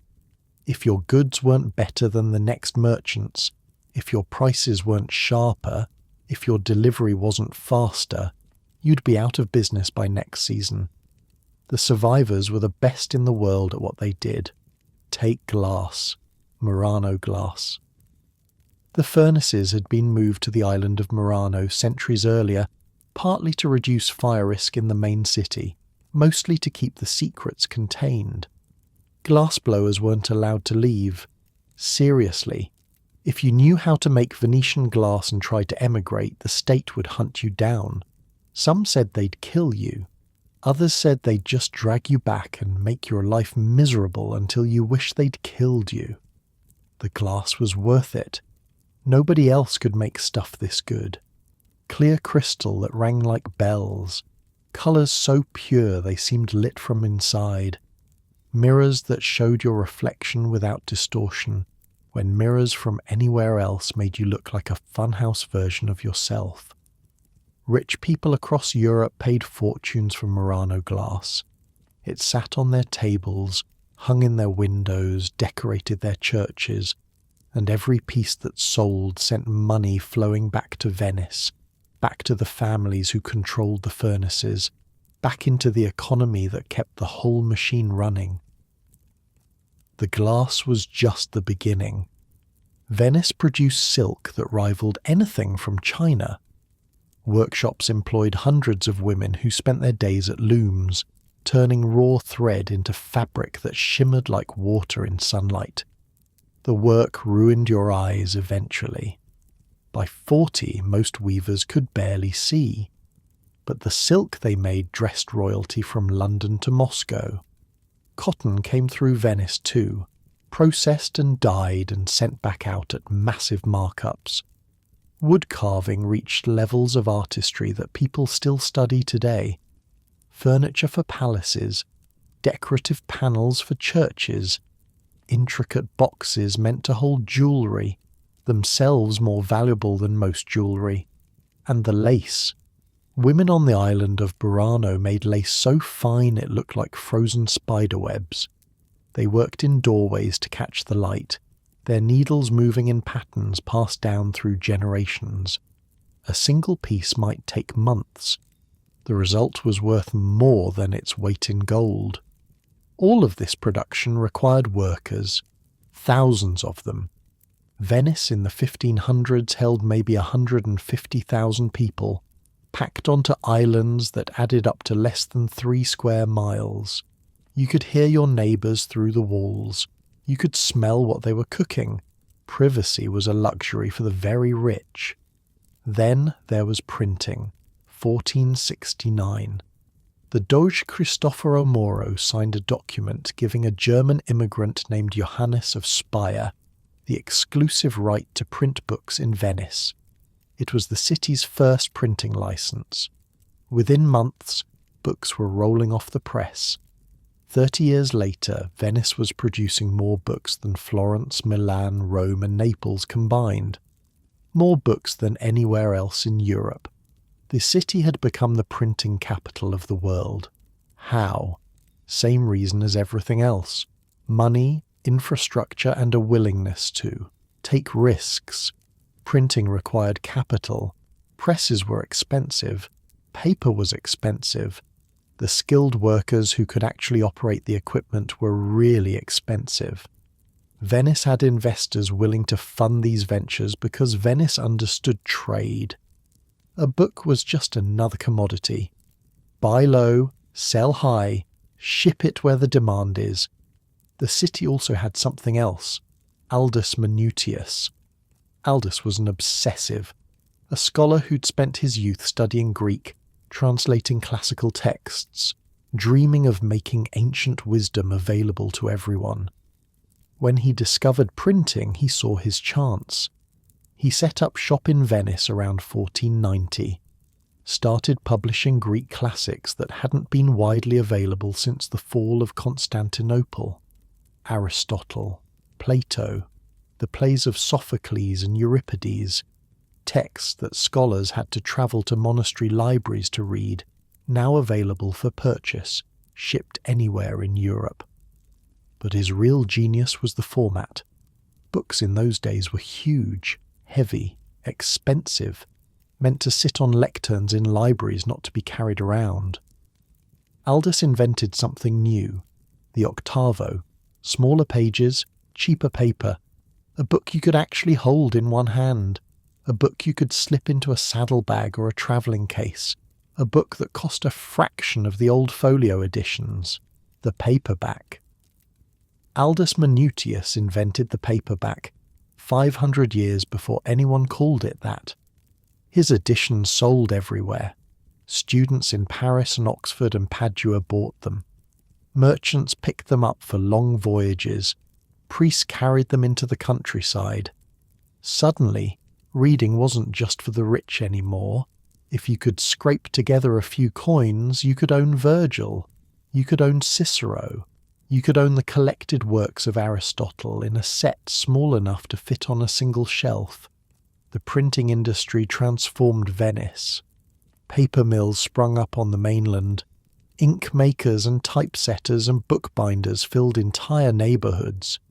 The city that had made its fortune shipping spices now shipped ideas, and the ideas mattered. This was the Renaissance, the rebirth. Scholars across Europe were rediscovering ancient texts, asking new questions, challenging old authorities. The humanists, they called themselves. People like Francesco Barbaro, a Venetian nobleman who studied Greek and Latin and corresponded with scholars across the continent. The greatest minds in Europe passed through Venice. Erasmus of Rotterdam, the most famous intellectual of his age, came to work with Aldous on Greek editions. He complained about the food and the weather, but stayed for months anyway. Galileo Galilei, decades later, demonstrated his new telescope for the Doge, pointed it at the moon, at Jupiter, at ships approaching from so far away they were invisible to the naked eye. The Doge understood immediately. Military applications. Spot your enemies before they spot you. Venice bought the telescope design on the spot. That was Venice in a nutshell. Art and commerce. Ideas and profit. The same city that produced Titian and Tintoretto also produced the most sophisticated diplomatic corps in Europe. Ambassadors in every capital, sending coded messages back to the Senate, spies in every court, information networks that would make a modern intelligence agency jealous. The government wanted to know everything. Trade conditions in Alexandria, political intrigues in Paris, who was sleeping with whom in the Ottoman court. All of it mattered, because all of it affected commerce, and commerce was the blood that kept Venice alive. Walk through the city at its peak. Cross the Rialto Bridge, still wooden but elaborately decorated, shops built right onto the span, merchants hawking everything from silk to sausages. Follow the Grand Canal past palaces that took generations to build, each family trying to outdo its neighbours. The Cadoro with its gilded facade, the Palazzo Ducale where the Doge held court, churches on every corner, their walls disappearing under layers of painting and gilding and marble veneer. The sounds hit you in waves, church bells marking the hours, a different tone from each campanile, boatmen calling out as they approached blind corners, a whole vocabulary of shouts and whistles, street vendors singing about their wares, fish fresh from the lagoon, bread still warm from the oven. The smells were harder to romanticize. Salt and seaweed, always. Fish guts rotting where the market waste got dumped. Human waste too, because the canals served as sewers and nobody pretended otherwise. Perfume from the rich, trying to cover the universal stink. You got used to it. Everyone got used to it. And everywhere, people. Nobles in their black robes, the uniform of the ruling class. Merchants in expensive furs. Servants and slaves and sailors from every corner of the Mediterranean. Courtesans so famous they published poetry, beggars working the crowds outside the churches, priests, soldiers, glass blowers with burned hands, printers with ink-stained fingers. The Bridge of Sighs connected the Doge's palace to the prison next door. Prisoners crossed it on their way to their cells, catching a last glimpse of the lagoon through the bridge's small windows. That's where the name came from. The sigh of men seeing beauty for the last time before descending into darkness. Venice wasn't kind. Venice was never kind. But it was beautiful. Impossibly, outrageously, heart-stoppingly beautiful. A city that shouldn't exist, built on wooden posts driven into mud, rising from the water like a dream made solid. Visitors wrote about it constantly. Philippe de Comines, a French diplomat, called it the most triumphant city he'd ever seen. Petrarch, the great poet, praised it as rich in gold but richer in fame, strong in power but stronger in virtue. Virtue might have been a stretch, but the rest was true enough. Venice in the 1500s was the richest, most beautiful, most powerful city in Italy, maybe in all of Europe. 1,000 years of trade and war and diplomacy had built something unprecedented. A republic of merchants that outlasted kingdoms, an empire of islands that controlled the seas, and the architects, can't forget the architects. Andrea Palladio showed up in Venice and basically invented a whole new way of building. Clean lines, classical proportions, the kind of buildings that looked like they'd been there since ancient Rome, even though the paint was still wet. His churches still stand along the Grand Canal. His style spread across Europe and eventually to America. Every white-columned government building you've ever seen. That's Palladio's fault. You're welcome. But here's the thing about golden ages. They don't last. And Venice's had a habit of getting interrupted by mass death. The Black Death hit in 1348, killed maybe a third of the city's population. Bodies piled up faster than anyone could bury them. Venice recovered. Venice always recovered. But then plague came back. 1575. Another third of the population gone. 1529. Same story. Every few generations, death swept through like a broom. The government tried everything. They created a public health board, one of the first in Europe. They built hospitals specifically for plague victims, out on islands in the lagoon. They burned the clothes and bedding of the dead. And they invented quarantine. Seriously, the word comes from Venice. Quarantina. 40 days. That's how long ships had to wait at anchor before anyone could come ashore.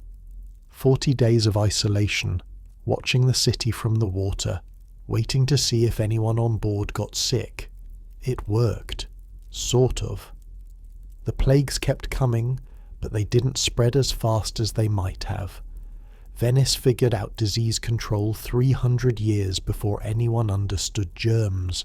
The plague of 1576 killed Titian, the greatest painter in Venice, dead of the same disease that took beggars and dock workers. He was somewhere in his late 80s, which was miraculous for the time. Here's the weird part. Venice had strict rules about plague deaths. No public funerals, no gatherings, bodies buried quickly, quietly, without ceremony. But for Titian, they made an exception. A funeral mass in the Frari church, mourners in the pews, the whole thing. It tells you something about how Venice valued its artists. Some things mattered more than safety, but empires attract enemies, and Venice had made plenty of those. The Ottomans were watching from across the water. They'd taken Constantinople 50 years earlier. They were expanding west year by year, island by island, and they had Venice's empire firmly in their sights. The Golden Age was about to run into the Iron Age, and Venice would discover that all the art and books and beautiful glass in the world couldn't stop a cannonball. The news reached Venice in the summer of 1453. Constantinople had fallen. The city that had stood for over 1,000 years, the greatest Christian capital in the East, the place Venetian merchants had called their second home for generations, gone. Taken by the Ottoman Turks after a siege of less than 2 months. Sultan Mehmed, just 21 years old, rode his horse into the Hagia Sophia, the church where Dandolo was buried, where the Fourth Crusade had celebrated its terrible victory 2.5 centuries earlier. Now it would become a mosque. The Byzantine Empire, already a shadow of its former self, finally stopped breathing. Venice sent diplomats immediately, not to fight, to negotiate. That's the thing about the Venetians. They were practical above everything else. Constantinople had fallen. Fine. The Ottomans controlled the eastern trade routes now? Fine. Let's make a deal. Let's figure out how we can keep doing business. You have to admire the audacity. The greatest Christian city in the East just fell to Muslim conquerors. Christians were being enslaved. Churches were being converted to mosques. And Venice's first response was basically, "So, are you guys still buying pepper? Because we have pepper." And for a while, it worked. The Sultan let Venetian merchants stay, same trading rights they'd always had. The spice ships kept sailing. The gold kept flowing.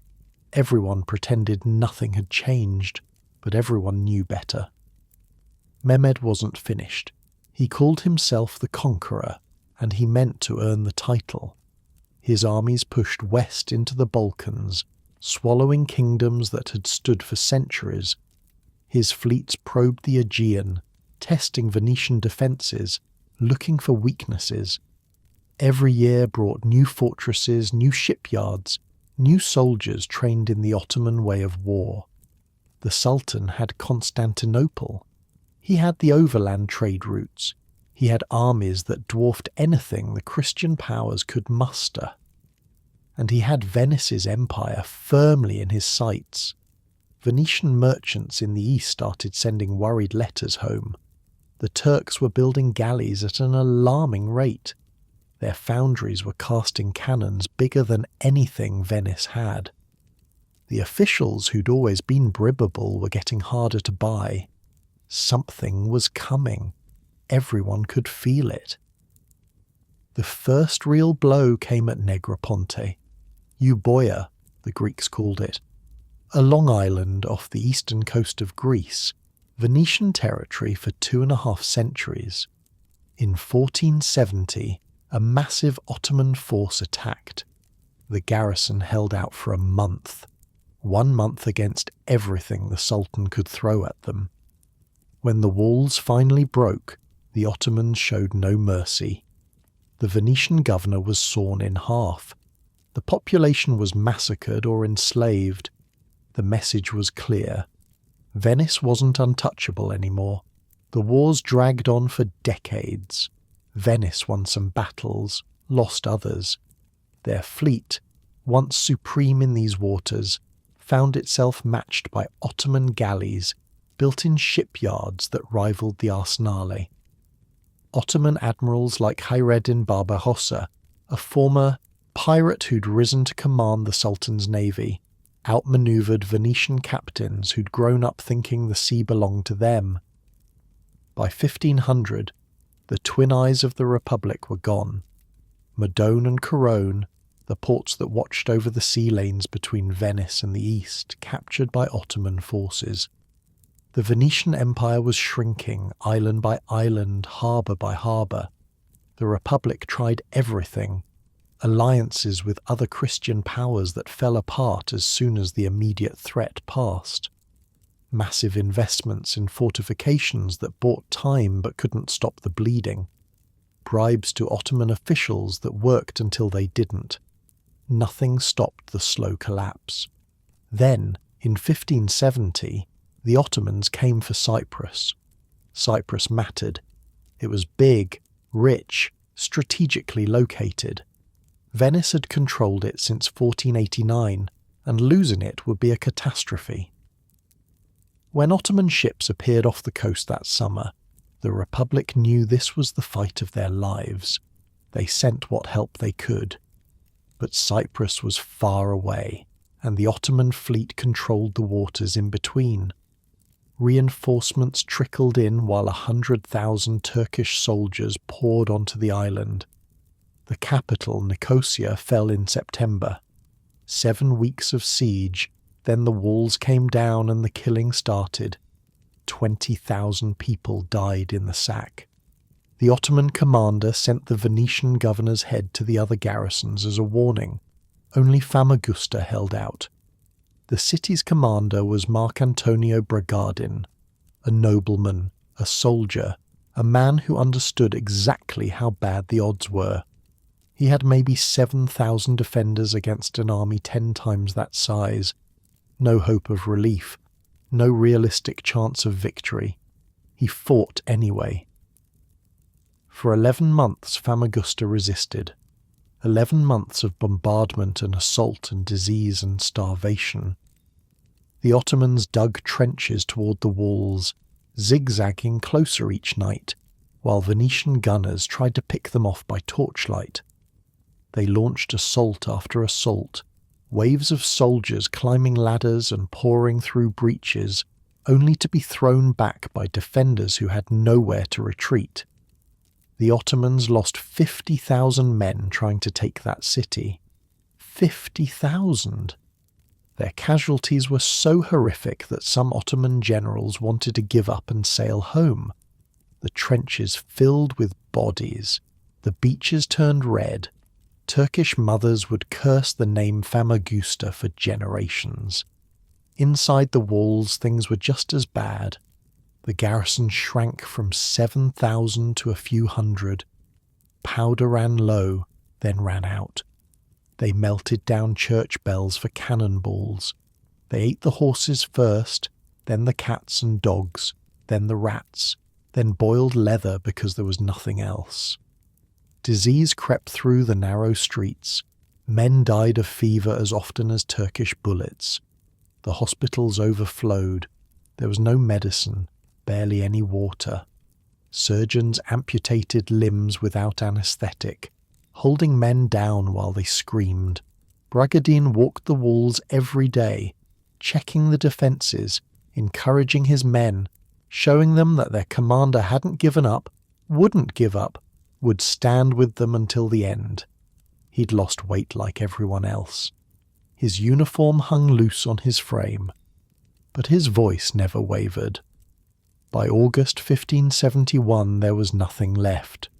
The walls were rubble. The defenders were ghosts. Bragadin had maybe 1,000 men still able to fight, and half of them could barely stand. Bragadin negotiated a surrender, honourable terms. His soldiers would be allowed to leave with their weapons and their flags. They'd be given safe passage to Venetian territory, the usual deal for a garrison that had fought bravely. The Ottoman commander, Lala Mustafa Pasha, agreed. He signed the documents, he shook hands, and then he broke every promise he'd made. When Bragadin came to formalise the surrender, the Ottomans seized him. They accused him of murdering Turkish prisoners during the siege. Maybe true, maybe not. Didn't matter. This wasn't about justice. They cut off his ears. They cut off his nose. They made him carry baskets of earth to the walls he defended, staggering under the weight while soldiers beat him. They chained him to a post in the public square and left him there for days, and then they flayed him alive. They started at his feet and worked upward, a skilled executioner doing careful work. Bragadin reportedly recited psalms until he lost consciousness. He died somewhere around his waist, which was probably a mercy. His skin was stuffed with straw, dressed in his own clothes, and paraded through the streets. Then it was hung from the yardarm of Lala Mustafa's flagship and sent to Constantinople as a trophy. The news hit Venice like a bomb. Everyone knew someone who'd served with Bragadin. Everyone had heard stories of the defence, how he'd held out for months against impossible odds, how his garrison had made the Ottomans bleed for every inch of that city. And now this. Torture, mutilation, desecration. Venice wanted revenge, not profit, not negotiation. Blood. This was new. Venice had spent centuries being the people who said, let's not get emotional about this. Let's think about the bottom line. Venice was the city that turned the Fourth Crusade into a real estate deal. Venice was the place where everything had a price and nothing was personal. But this was personal. Bragadin had been one of them. A nobleman, a patriot, a man who'd fought and died for the Republic, and the Ottomans had skinned him like an animal. For once, the rest of Christian Europe agreed. Pope Pius V had been trying for years to organise a crusade against the Ottomans. Nobody wanted to listen. Spain was busy with its empire in the Americas. France was dealing with religious wars at home. The German princes couldn't agree on anything. But Bragadin's martyrdom changed something. Suddenly, people cared. The Holy League came together in the summer of 1571. Venice, Spain, the Papal States, Genoa, Savoy, and a handful of smaller powers, 200 galleys, 50,000 soldiers, the largest Christian fleet assembled since the days of the Crusades. They found the Ottoman fleet at Lepanto in the Gulf of Corinth on October 7th. The Ottomans had around 230 galleys, experienced crews, battle-hardened admirals. They'd beaten Christian fleets before and expected to do it again. What happened next was the largest galley battle in history. 200 years of naval warfare came down to a single morning. 400 ships crammed into waters barely wide enough to maneuver. 60,000 men on each side, the fate of the Mediterranean in the balance. The night before, both fleets prepared for what everyone knew would be decisive. Priests heard confessions, soldiers sharpened swords, gunners counted their powder charges and prayed they'd be enough. Nobody slept much. The cooking fires of the enemy fleet glittered across the dark water like fallen stars. The Christian fleet attacked at dawn. Their commander, Don John of Austria, flew a blue banner from his flagship. He was 24 years old, illegitimate son of the Holy Roman Emperor, with everything to prove and nothing to lose. The Venetians held the left wing, right where the fighting would be heaviest. They'd insisted on it. This was their war, their revenge. The morning mist lifted around 9. Both fleets could finally see each other clearly.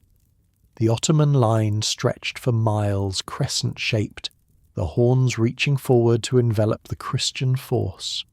Drums beat on both sides, trumpets screamed, men said their last prayers.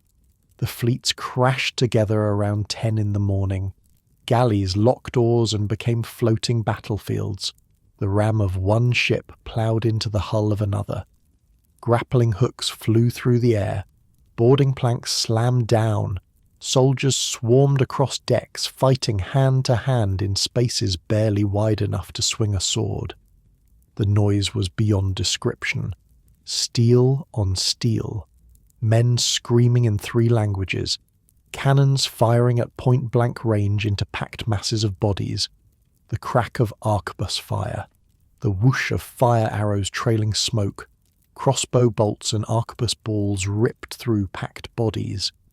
Men fell into the water and drowned under the weight of their armour. The sea turned red. Bodies floated between the locked ships, bumping against oars, getting tangled in rigging. The Venetians fought like men possessed. They had Bragadin's skin in their minds, his screams in their ears. Every Ottoman they killed was a payment on a debt. Every ship they captured was justice long delayed. The battle lasted 5 hours. By afternoon, the Ottoman fleet was destroyed. 170 galleys captured or sunk. 30,000 Ottomans dead. The Christian slaves who'd rowed the Turkish ships were freed.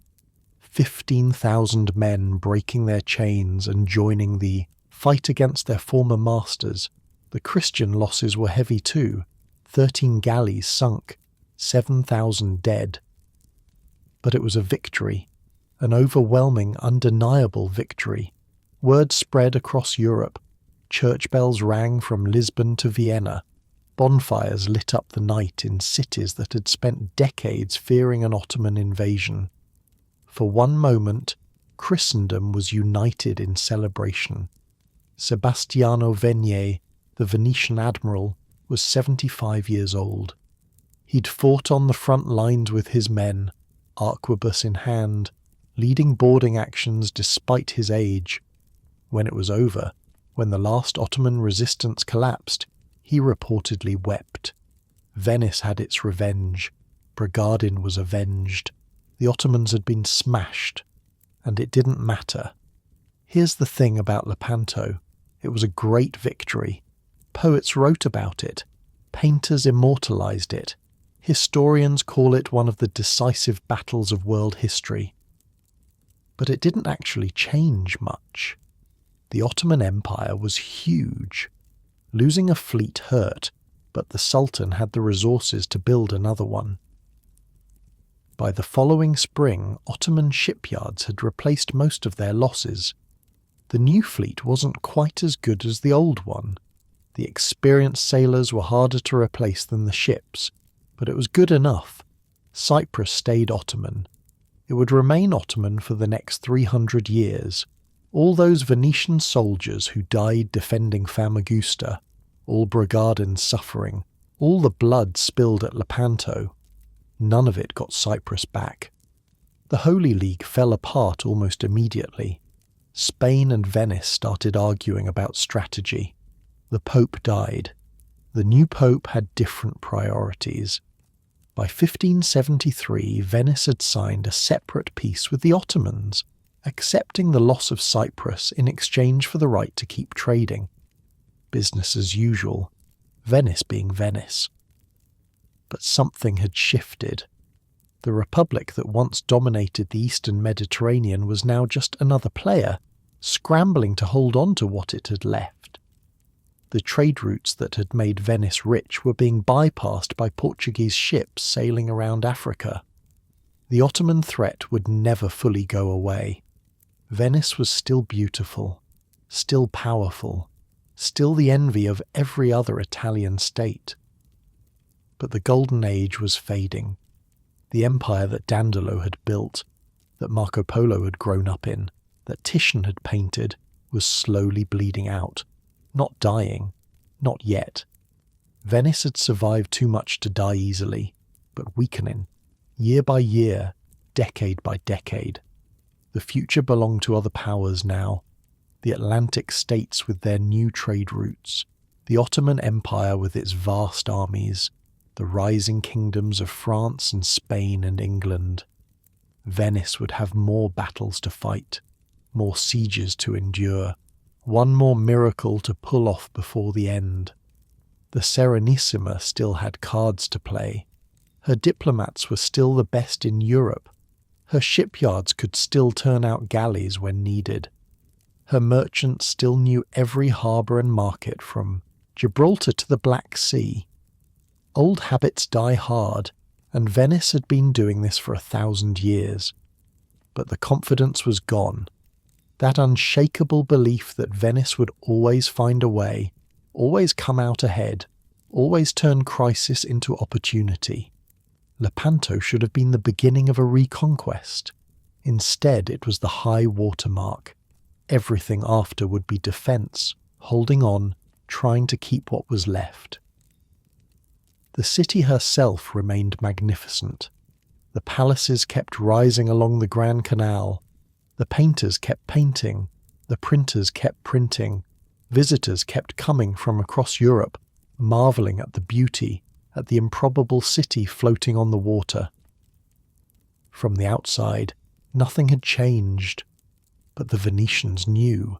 In the councils and the counting houses, in the quiet conversations after the official business was done, they knew the world was shifting, they knew their moment was passing. And somewhere in Constantinople, in a church that used to be Christian, Bragadin's skin still hung, a trophy, a warning, a reminder that even the mighty fall. The cat's name was Nini, a small thing, grey and white, with the kind of face that made people stop and scratch behind its ears. Francesco Morosini took that cat everywhere. Council meetings, ship inspections, into battle. Yes, into battle. A Venetian admiral sailing toward Turkish cannons with a cat sitting on his shoulder. I cannot stress this enough. A cat on a warship during actual naval combat while cannons are firing. The cat just sat there, apparently unbothered by the explosions and the screaming and the general chaos of men trying to kill each other. Cats, man. They really don't care about anything. People thought Morosini was eccentric, maybe a little crazy. But nobody said it to his face, because Francesco Morosini was the only reason Venice still had anything left in the East. He'd spent decades fighting the Ottomans while other men sat in their palaces and talked about how terrible things were. He'd bled for the Republic. He'd watched friends die. He'd held fortresses that everyone said couldn't be held. And through all of it, Nini was there.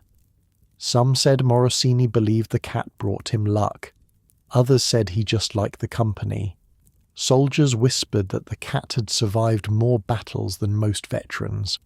Either way, the cat went where the admiral went, and the admiral went wherever the fighting was worst.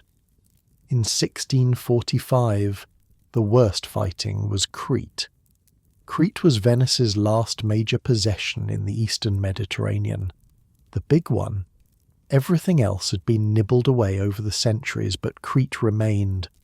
250,000 people, rich farmland, strategic harbours, the kind of territory worth fighting for. The Ottomans wanted it. They'd wanted it for a long time. In 1645 they finally came to take it. The excuse was piracy. Some Maltese knights, Christian corsairs operating out of the central Mediterranean, had captured an Ottoman ship carrying pilgrims to Mecca. They'd taken the ship to Crete to sell the cargo. The Sultan was furious. He demanded the pirates be handed over. Venice refused. Maybe they couldn't find the pirates. Maybe they didn't try very hard. Either way, the Sultan had his justification. 50,000 Ottoman troops landed on Crete that summer.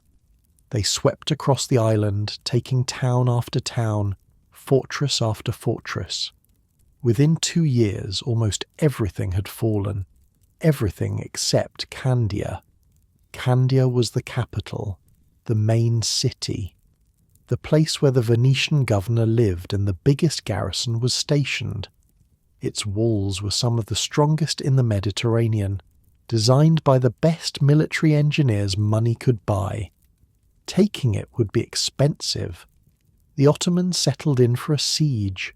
They figured it would take a few months, maybe a year. It took 21 years. 21 years. Think about that. A child born when the siege started would be old enough to have children of their own before it ended. Entire generations knew nothing but war. Soldiers who arrived as young men left as old ones if they left at all. The Ottomans tried everything. Bombardment, mining, assault after assault against walls that just wouldn't break. They lost men by the thousands, then tens of thousands. Disease swept through their camps, supplies ran short, commanders were replaced, then replaced again. The Sultan sent angry letters demanding to know why this one city was taking so long. Inside the walls, things weren't much better. The garrison shrank as men died, and reinforcements failed to arrive. Food grew scarce. Fresh water had to be rationed. The constant bombardment wore on everyone's nerves, the random terror of shells falling from the sky, never knowing if this moment would be your last. The defenders lived underground as much as possible. Tunnels connecting the bastions, bunkers carved into the earth behind the walls. You learned to sleep through explosions, or you didn't sleep at all. You learned to move fast when you had to cross open ground, darting between cover, praying the Ottoman gunners were looking somewhere else. The children who grew up during the siege didn't know any other life. They played games among the rubble. They collected spent musket balls and artillery fragments like other kids collected shells on a beach. Some of them became soldiers themselves before the siege ended, old enough to fight for a city they'd never seen at peace. Death was everywhere. Bodies got buried quickly when there was time, left where they fell when there wasn't. The smell of decay mixed with gunpowder and smoke until you couldn't distinguish them anymore. Priests moved through the streets giving last rites, so many that the words became mechanical, a production line of salvation. But they held. Somehow, impossibly, they held. Venice sent what help it could. Ships slipped through the Ottoman blockade carrying powder and provisions, volunteers, arrived from across Europe, young men looking for glory or redemption or just a good fight. Knights of Malta, French nobles, German mercenaries, even the Pope sent soldiers. It wasn't enough. It was never enough. But it kept Candia alive year after year, while the Ottomans bled themselves dry against those walls. Francesco Morosini arrived in 1667 near the end. He was appointed Captain General of the Venetian forces, the highest military command the Republic could offer. His job was simple: hold Candia. Or, if that proved impossible, make the Ottomans pay so dearly that they'd think twice before attacking Venice again. Morosini threw himself into the defence. He reorganised the garrison. He improved the fortifications. He led sorties against the Ottoman lines, striking at night when surprise could multiply his small forces. His cat rode on his shoulder through it all, impassive, watching the carnage with yellow eyes. The Ottomans launched a massive assault in 1668. Thousands of men poured toward the walls in what was supposed to be the final attack. The fighting lasted days, hand to hand in the breaches, bodies piling up faster than anyone could clear them.